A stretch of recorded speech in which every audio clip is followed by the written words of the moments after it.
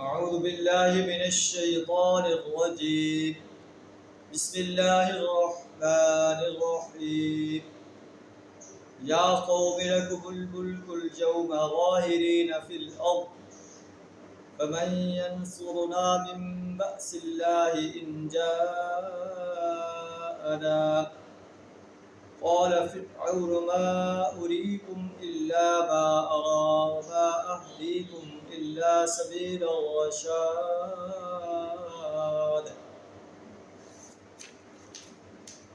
وقال الذي آمن يا قوم إني أخاف عليكم مثل يوم الأحزاب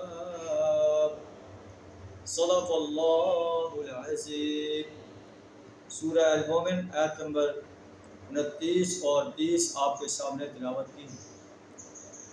مومن آل فرعون کے بھرے دربار میں سرداران قوم کو اور فرعون کو جو ہے دعوت پیش کر رہا ہے، اور فرعون جو موسیٰ علیہ السلام کو قتل کا ارادہ ظاہر کر رہا تھا، انہیں کہہ رہا ہے کہ اتقتلون رجلا ان یقول ربی اللہ، کیا تم ایک ایسے شخص کو قتل کرنا چاہتے ہو جو کہتا ہے کہ میرا رب اللہ ہے، اور وہ تمہارے پاس واضح دلائل لے کر آئے؟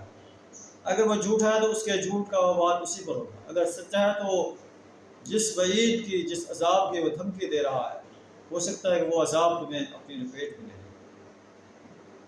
یا قوم لکم الملک اليوم ظاہرین فی الارض، اے میری قوم کو لوگو آج تمہیں بادشاہی حاصل ہے۔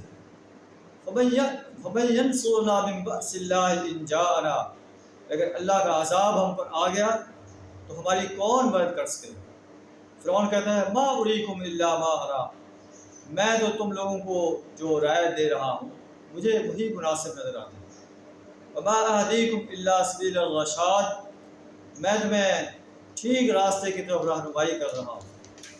اور وہ مومن آل فرعون کہتا ہے اے میری قوم کے لوگوں انی اخاف علیکم مثل یوم الاحزاب، میں تمہیں جو ہے خوف دلاتا ہوں اس دن کا جو پہلے جو جتھے قومیں گزر چکی ہیں، جو عذاب ان پر آ چکا ہے، تمہیں اسی عذاب سے ڈراتا ہوں جیسے قوم نوح ہے، عاد ہے، ثمود ہے، ان کے بعد جو قومیں آئیں۔ وَاللَّهُ يُرِيدُ ظُلْمًا لِلْعِبَادِ، اللہ اپنے بندوں پر ظلم کرنے کا ارادہ نہیں رکھتا، وہ تو چاہتا ہے میرے بندے میری پرستش کریں، میری بندگی کریں، میری غلامی اختیار کریں اور جنت کے باغوں کو مسترد کریں۔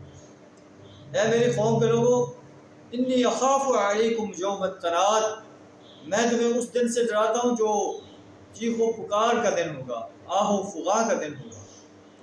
یوم تولون مدبرین، جس دن تم پیٹ پھیر کر بھاگ رہے ہوگے۔ ما لکم من اللہ من عاصم، تمہیں اللہ کے عذاب سے کوئی بچانے والا نہیں۔ ومن یضلل اللہ فما لہ من ہاد، اور جسے اللہ گمراہ کر دے اسے کوئی ہدایت دینے والا نہیں۔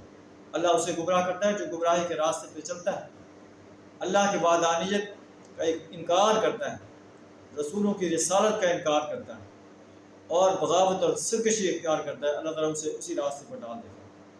پھر وہ کہتے ہیں کہ اے میری قوم کے لوگوں تمہارے پاس اس سے پہلے یوسف علیہ السلام واضح دلائل لے کر آئے، لیکن تم نے اس کی دعوت کو بھی جھٹلا دیا۔ جب وہ اس دنیا سے رخصت ہو گئے تم نے کہا لن یبعث اللہ من بعدہ رسولا، اللہ اس کے بعد کوئی رسول نہیں بھیجے گا۔ کذلک یضل اللہ من هو مسرف مرتاب، اسی طرح اللہ ہر حد سے تجاوز کرنے والے انسان اور شکی انسان کو اسی انداز سے گمراہ کرتا ہے۔ پھر آپ فرماتے ہیں الذین یجادلون فی آیات اللہ بغیر سلطان اتاہم، یہ حد سے تجاوز کرنے والے انسان کون ہیں؟ جو اللہ کی آیات کے اندر مجادلہ کرتے ہیں کسی دلیل کے بغیر۔ کبر مقتا عند اللہ، اللہ کے ہاں یہ بہت بڑا گناہ ہے۔ وعند الذین آمنوا، اور اہل ایمان کے نزدیک یہ بڑا سخت مبغوض بات ہے، اللہ کے نزدیک بھی سخت مبغوض بات ہے۔ اللہ ایسے انسانوں کو جو متکبر ہیں، جبار ہیں، ان کی سرکشی کی بنا پر، ان کی بغاوت کی بنا پر، حق سے مخالفت کی بنا پر ان کے دلوں پر مہر لگا دے۔ یہ ایک دعوت کا انداز ہے مومن آل فرعون کا، فرعون کے بھرے دربار میں۔ اللہ سے دعا ہے اللہ تعالیٰ ہمیں بھی اسی انداز سے جرت کے ساتھ انسانیت کے سامنے حق بات کی دعوت پیش کرنے کی توفیق عطا فرمائے۔ وآخر دعوانا الحمد للہ رب العالمین۔